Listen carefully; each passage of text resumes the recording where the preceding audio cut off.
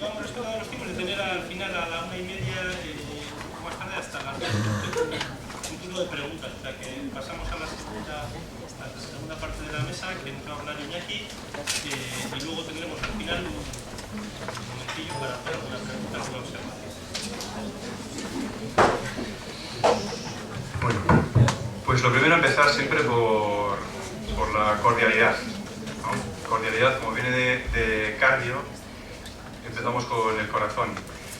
Yo quería como agradecer, a ver si se me hace un poco raro, porque es como agradecer a los amigos y a las amigas por habernos invitado, como a su casa, ¿no? Pero bueno, igual no está de más que lo sepáis, que gracias por estar aquí, gracias por lo que hemos aprendido juntos, gracias a los compañeros y compañeras también, en especial a la gente del Centro Educativo Bolueta, por estar aquí, y bueno, pues va por vosotros. Bueno, la idea un poco de la exposición que vamos a hacer ahora es la de poner en común o poder compartir con todos y todas el trabajo que hemos venido desarrollando junto con Peñascal Cooperativa durante estos últimos 5 años, ¿no? Ahora hará como unos, efectivamente, 5 en marzo, cuando trabajamos con el primer caso declarado oficialmente por Peñascal Cooperativa. Vamos a enfocar un poco el trabajo que hemos hecho desde el punto de vista de cómo hemos colaborado desde la creación de una pequeña red que en un principio era un poco algo así como vamos a ver cómo podemos compartir un espacio y poder ayudar a que algunos adolescentes y jóvenes con dificultades dentro de los procesos, los itinerarios formativos de Peñascal, cómo poder sacarles adelante, cómo poder apoyarles en algunas situaciones donde algunos profesores sentían que no podían llegar un poco más allá, y cómo esto en el tiempo se ha convertido en un proyecto colaborativo pequeño, pero que ha sido capaz de generar ciertas sinergias o cierto conocimiento compartido que a nuestro juicio es muy interesante. Antes de empezar con otras reflexiones, sí nos salía un poco el explicaros qué es ERAIN o quiénes somos, ¿no? ERAIN es una entidad sin ánimo de lucro formada por varios profesionales de la salud mental. En la actualidad estamos 6 personas que venimos un poco del trabajo tanto en intervención social como en intervención educativa como en salud mental. Y en la actualidad el equipo está conformado por 5 terapeutas y una persona que se encarga del tema de proyectos, y una de ellas es psiquiatra. El resto de las personas que formamos el equipo somos psicólogos y psicólogas. Así que 2 características básicas de lo que hacemos y el sentido que le damos a lo que hacemos es que trabajamos con una base teórica que viene del saber generado en torno a la salud mental comunitaria. Cuando hablamos de salud mental comunitaria, lo que queremos decir es que hemos apostado por un tipo de intervención basado en el trabajo psicológico, psicoterapéutico y psicoeducativo con personas que están en situación o en riesgo de exclusión social. Y esto es una característica que nos ha definido desde el inicio. La filosofía de trabajo era: generemos o seamos capaces de construir con otras personas, con otras entidades, espacios de salud mental, empezando siempre por la gente más desfavorecida. Entonces, ya desde el inicio, en la formulación de la entidad, está en nuestro ADN el germen del trabajo colaborativo, porque entendíamos que no tenía mucho sentido generar un nuevo espacio de trabajo que viniera como a duplicar o a sumar esfuerzos con otras personas que lo hacían de una forma pues muy válida, ¿no? Sino que la idea era mezclarnos con otras personas, con otras entidades, para dar un valor añadido a los procesos de inserción sociolaboral, sociopersonal que estaban desarrollando.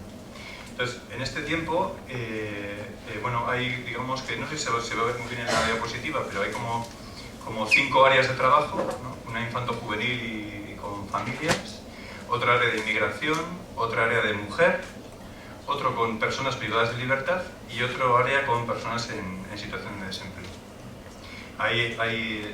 Digamos que en las columnas en amarillo vienen un poco las entidades con las que trabajamos, entre las cuales se encuentra Peñascal.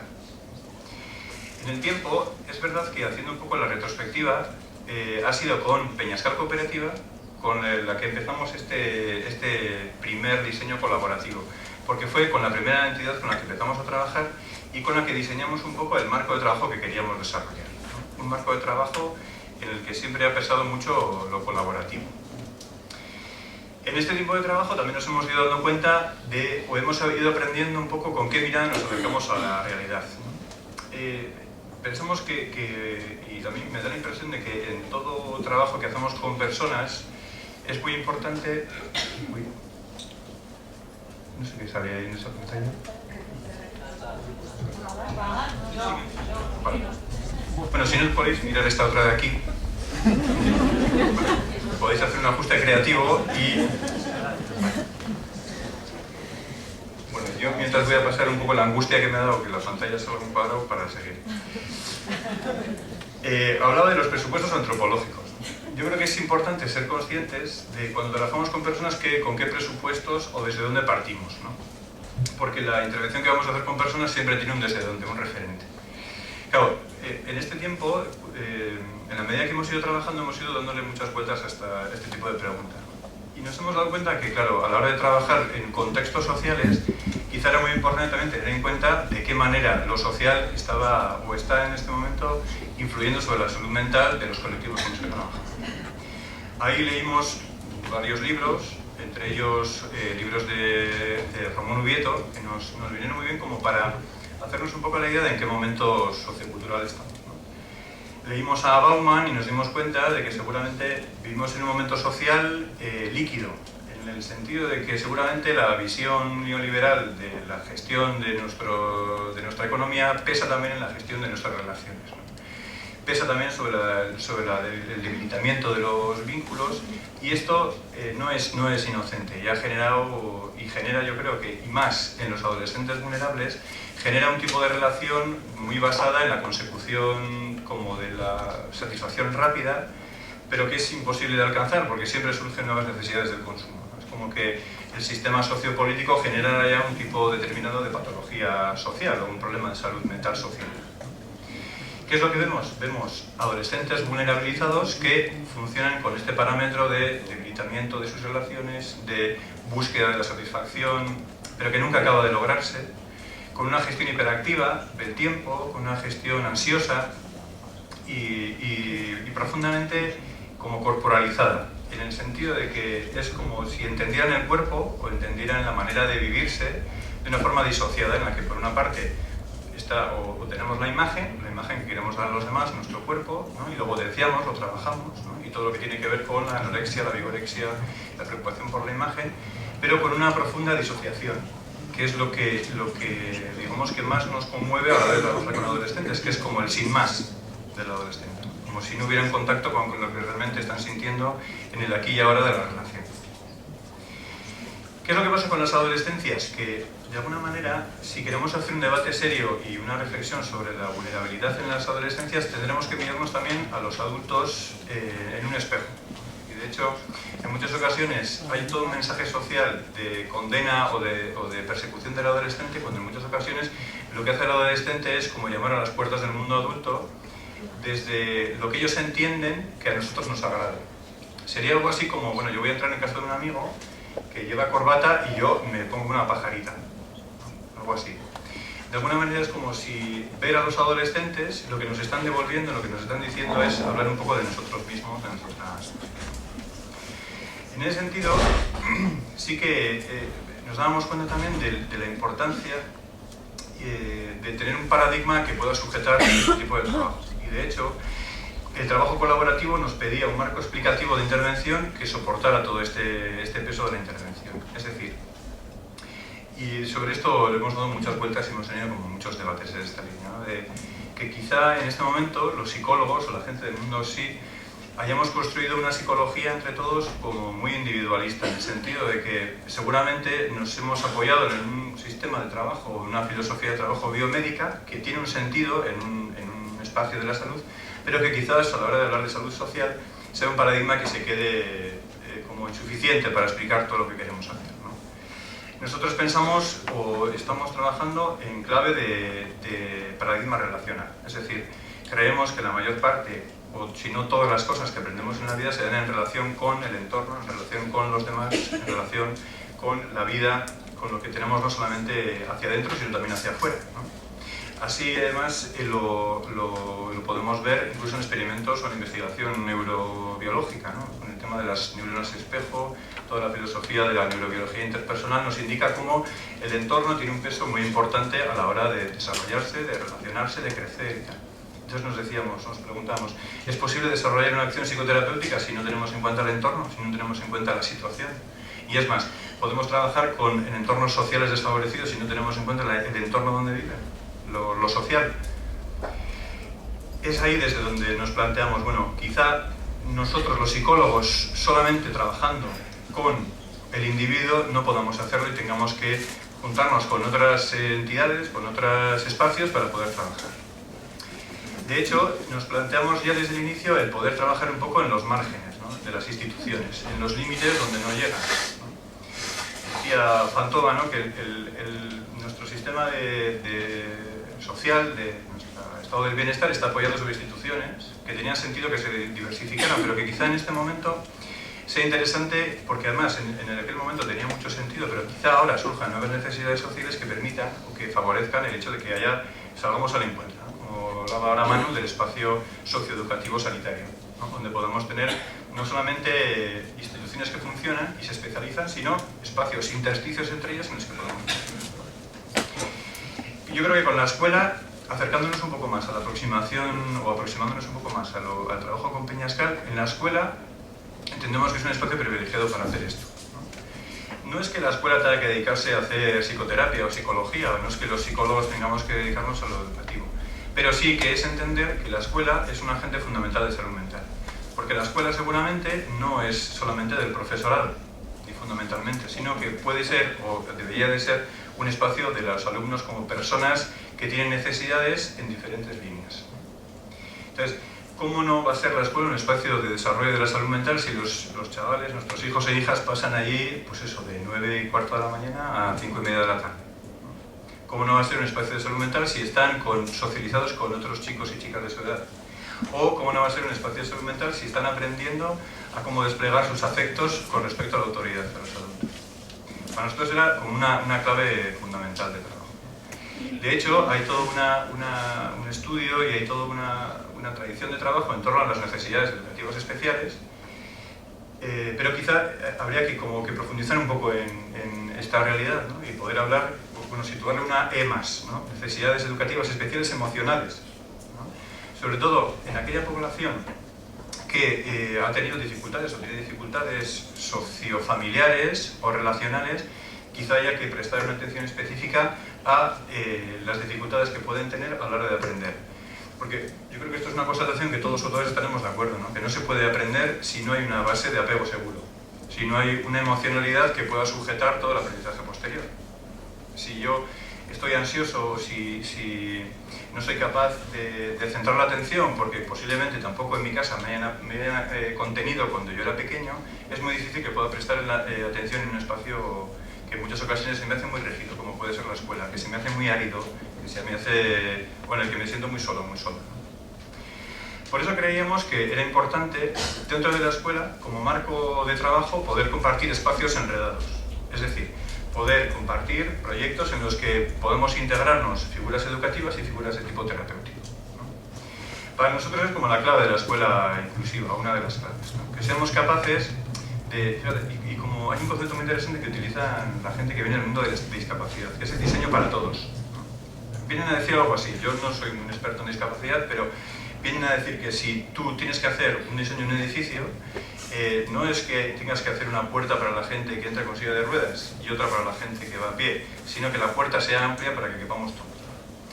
En esa línea me parece que es importante reordenar los recursos de la escuela en clave de salud mental o de salud emocional, vamos a decir, ¿no?, la capacidad que tiene la escuela de generar grupos donde nos sintamos todos y todas acogidos y apoyados, ¿no? Por eso me parece que la clave del trabajo no es solamente que entre un terapeuta en la escuela, ¿no?, algo así como un yankee en la corte del rey Arturo, ¿no?, sino ser capaces entre todas las personas protagonistas del sistema escolar de generar un contexto más apoyador, o algo así. Esto es algo que yo creo que con el que hemos encontrado cierta facilidad al entendernos con Peñascal Cooperativa, ¿no? Yo creo que ellos tienen un recorrido más que probado en la integralidad del trabajo, en el apoyo emocional al adolescente o al joven, en el diseño de itinerarios personalizados. Entonces, era como relativamente sencillo poder generar un espacio adecuado para este perfil de alumnado. En la foto que veis ahí de esa señora, queríamos simbolizar un poco cómo vemos nosotros un poco al alumnado de Peñascal en concreto, así como a otros perfiles de chavales con los que trabajamos, ¿no? Estos pasan por la adolescencia, que en muchas ocasiones se convierte en un cable un poco, bueno, peligroso o delicado, porque se pueden caer, ¿no? La adolescencia, bueno, pues es como una especie de equilibrio inestable por el que hay que pasar, pero que es necesario, ¿no? para configurar una nueva identidad que deja atrás la identidad infantil, y podemos hacer, o el adolescente puede hacer un ajuste creativo al momento adulto, ¿no? Pero aquí tenemos todo tipo de chavales y chavalas, pero con los que nosotros estamos trabajando, estos van sin pértiga. Si os fijáis, esta señora decimonónica no lleva ninguna pértiga que le ayude, sino que va, bueno, buscando el equilibrio, es inestable y se puede caer, ¿no? Darían ganas de darle una, bueno, no sé si darían ganas de darle una pértiga, pero bueno, se me hace que podemos sujetarse más. Este es un trabajo necesario y seguramente ningún profesional que trabaja con adolescentes le sustraería al adolescente de pasar por el cable. Otra cosa fuera, como hablábamos a la mañana, de la metáfora de la red, del circo, que es algo así como que quizá tengamos que estar la red de profesionales por debajo para protegerles si se cae. En ese sentido, esta era un poco la hipótesis, ¿no? Podemos diseñar una pequeña red de proximidad donde podemos proteger al adolescente, sobre todo al adolescente dentro del colectivo vulnerable con el que trabaja Peñascal, con aquel más vulnerabilizado, con aquel que tenga más dificultades de tipo personal, social, intelectual, algo así. Y todo esto, como os decía, desde una concepción que yo creo que nos ha unido desde el inicio, que es una concepción del trabajo integral por el alumno, no solamente atendiéndole a los conocimientos, sino sobre todo al desarrollo personal, ¿no? Fruto de este trabajo, que se pone en marcha en 2010, han pasado unos 5 años de tiempo, y en ese tiempo han pasado o hemos compartido procesos de aprendizaje y de intervención con unas 200 personas, 200 chavales, un número de familias, unos 49 casos de familias, que aumentan porque en estos casos, en este número está incluida la familia como tal, pero no el número de miembros. Más o menos habrán sido 49 familias, de los cuales de los jóvenes, 69 eran migrantes no acompañados. Actualmente que seguimos trabajando con 98, con casi o prácticamente la mitad del colectivo, y en todos ellos, aunque todavía no hayamos hecho una sistematización como más exhaustiva en cuanto a bueno, tenemos los datos, pero nos falta como darles un poco de sentido. Sí nos hemos encontrado en todos ellos como dificultades ya en el apego desde el inicio y además desde edades muy tempranas, ¿no? Haciendo una revisión de casos de una forma relativamente intuitiva, nos hemos dado cuenta que ya desde el inicio hemos encontrado dentro de un colectivo muy específico, que es el colectivo de personas que están en los procesos de Peñascal, dificultades en el apego de dos, o que hemos podido como acoger de dos maneras, ¿no?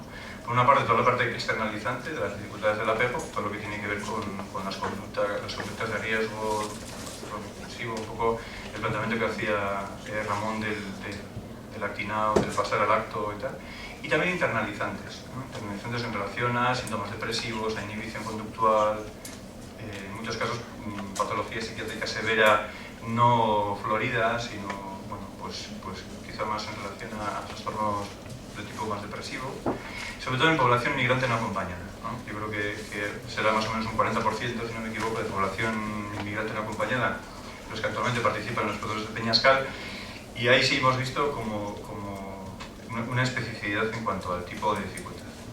Sin embargo, sí que nos parecía que era algo relativamente llamativo, pero que tenía sentido en lo que decíamos, ¿no? La adolescencia es pasar por un cable donde en muchas ocasiones hay muchos chavales que necesitan como acceder a esos recursos para poder ajustarse de nuevo a un medio diferente, y en ese reajuste hay heridas de hace mucho tiempo que conviene como poder solventar, ¿no? También pensamos, claro, nos encontramos con un colectivo de adolescentes que tiene como dos características diferentes, ¿no? Vamos a ver cómo les podemos atender. Las dos características que veíamos, que nos llamó la atención desde un inicio, es eso, todo lo que tiene que ver con lo externalizante, con la agresividad, y todo lo que tiene que ver con la repetición, ¿no? Es decir, y toda la frustración que generaba el hecho de que los chavales o chavalas con los que trabajamos repiten. Y ahí le dimos yo creo que hemos sido capaces entre todos de darle la vuelta, de entender que la agresividad viene del concepto latino de adgredere, que es salir al entorno con fuerza, que de alguna manera algo que nos querían decir, que expresaban un tipo de malestar. Y por otra parte, En la repetición viene de repetición, ¿no? Es que volvemos a pedir. Es como que el adolescente estuviera constantemente repitiendo una conducta para ser escuchado.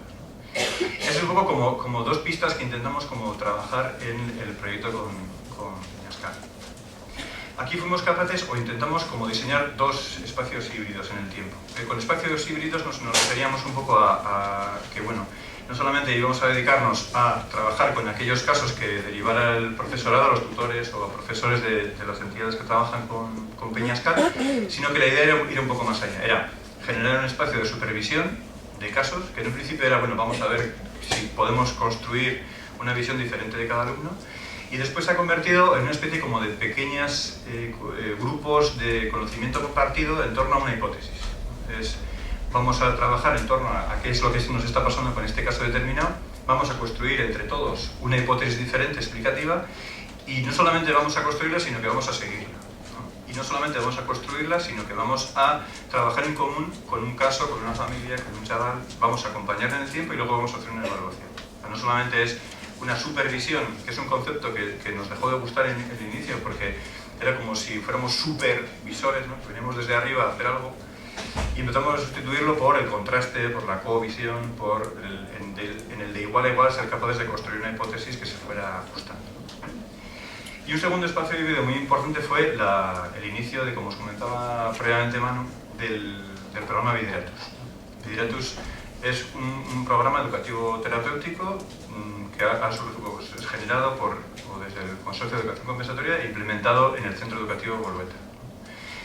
Ahí hemos hecho un poco la misma labor, ¿no? De una forma quizá más informal, ¿no? En las reuniones y luego, bueno, pues en el contacto diario en el centro, es ser capaces entre tutores, profesores, educador social, orientador, de poder diseñar hipótesis conjuntas y poder repartir un poco o realizar una estrategia de trabajo en común. Para nosotros la clave de este caso es lo que os decía, no es introducir un terapeuta, por muy bajo que pueda llegar a ser, en el espacio educativo, sino ser capaces de tejer juntos con los profesores, con los tutores, con los orientadores, un espacio nuevo, ¿no? Donde podemos hacer o diseñar hipótesis compartidas. Como veis en el dibujo, hay como dos círculos grandes y luego hay unas flechas verdes, ¿no? En las flechas verdes, la idea que teníamos era mostrar de una forma, bueno, menos aburrida, lo que pueden ser un montón de letras, algo así como que aquí hemos aprendido todos, ¿no? Y lo decimos además con el convencimiento de que nos hemos enriquecido tanto los terapeutas que hemos colaborado en estos espacios como los educadores que han participado en los mismos. Porque es verdad que nosotros hemos aprendido y hemos obtenido un montón de información de lo que pasa en el día a día, hora tras hora, en el taller, lo que está pasando en clase, cómo se relaciona, qué conflictos tiene. Esto nos vale para la intervención terapéutica y a la vez también el poder como extraer información de lo que pasa en un espacio más blando, que podría ser como el espacio de terapia. Toda esa información que podamos devolver a los profesores nos permite a unos y a otros tejer pues, nuevos tipos de intervenciones, ¿no? Y enriquecernos todos, ¿no? Que es uno de los grandes descubrimientos de este proyecto. La idea era un poco, en estos tres círculos concéntricos, era no solamente ser capaces de construir una hipótesis, ¿no? Con hipótesis queremos decir algo así como vamos a abrir un interrogante que nos permita orientar la acción. Un interrogante o una hipótesis que fuera narrativa, es decir, que se ocupara de la narración de lo que es lo que ha pasado con esta familia, con este caso, con este chaval, ¿no? Es decir, que podamos como releer la historia. De hecho, ahí fue muy bonito como en un momento dado coincidimos en el tiempo trabajando narrativas desde el punto de vista terapéutico y también desde el punto de vista de las tertulias dialógicas ¿no? En un espacio educativo, cómo se puede trabajar la narración, cómo a un chaval o una chaval le afecta lo que narra, cómo lo cuenta, lo que habla de sí, y a la vez en el espacio terapéutico. Estas sinergias. A partir de ahí, y con una hipótesis sistémica también, es decir, qué es lo que está pasando con lo que este chaval está proyectando en los profesores, qué es lo que está viviendo en su familia, qué es lo que está viviendo en terapia, qué es lo que está viviendo en clase, en el taller, ser capaz de diseñar una estrategia y una intervención multidisciplinar. Es decir, bueno, tenemos una dificultad, vamos a ver cómo lo podemos encarar. Este chaval no quiere ir a terapia porque ha tenido una mala experiencia con una terapia anterior, ¿vale? Entonces, ¿de qué manera podemos intervenir desde el contexto escolar?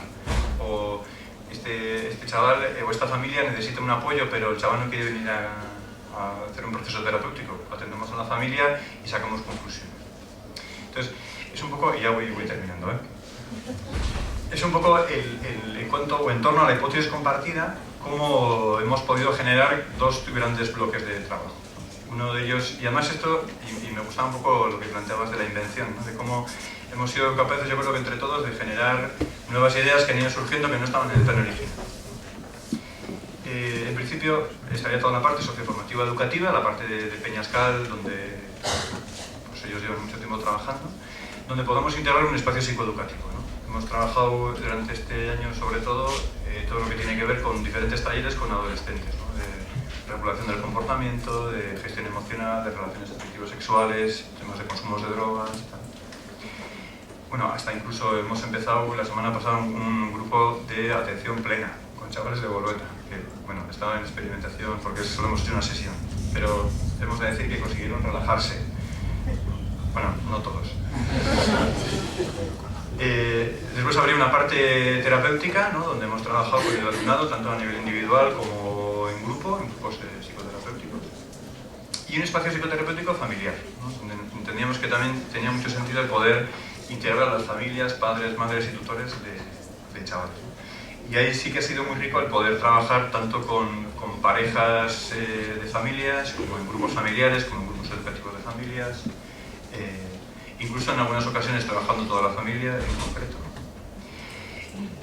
Incluso, es más, diría más, otra iniciativa nueva que hemos tenido hace poco es trabajar con, que no lo habíamos tenido, con una cuadrilla de chavales.